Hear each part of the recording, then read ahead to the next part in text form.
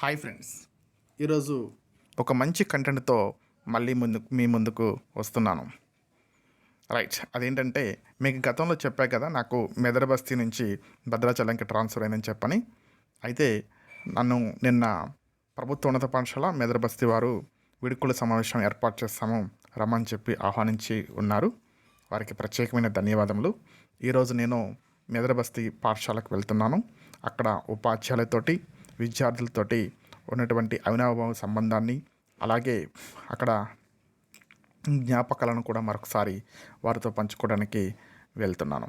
ఎందుకంటే సాధారణంగా కొంతకాలం పాటు పనిచేసిన పాఠశాలను విడిచి రావడం అంటే కొంచెం సంక్లిష్టమైనటువంటి పనిగానే ఉంటుంది. అంత ఈజీ కాదు, బ్రెయిన్ అంత ఈజీగా సెట్ కాదు.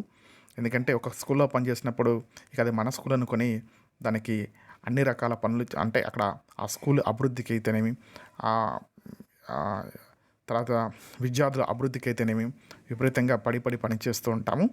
అలాంటి సందర్భంలో అక్కడి నుంచి సడన్గా బదిలీ అయ్యి వేరే పాఠశాలకు వెళ్ళినప్పుడు మనసు అంత ఈజీగా ఒప్పుకోదు. ఇప్పుడిప్పుడే కొంచెం సెట్ అవుతున్నాను.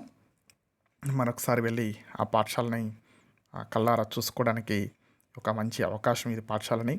అలాగే పాఠశాల విద్యార్థులని, తర్వాత ఎందుకంటే పూర్వ విద్యార్థులు కాదు వాళ్ళు మనకు, అంటే ఇక వాళ్ళ పూర్వ విద్యార్థులు అన్నట్లే.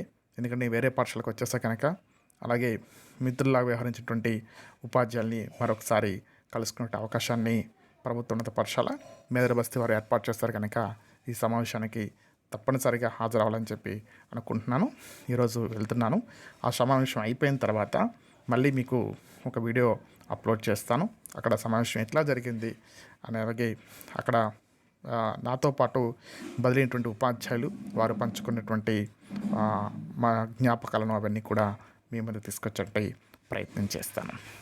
ఓకే, ఇది ఈరోజు అప్డేట్, ఈ ఉదయానికి ఉన్నటువంటి update. Thank you for watching my channel. I shall meet again in the next video.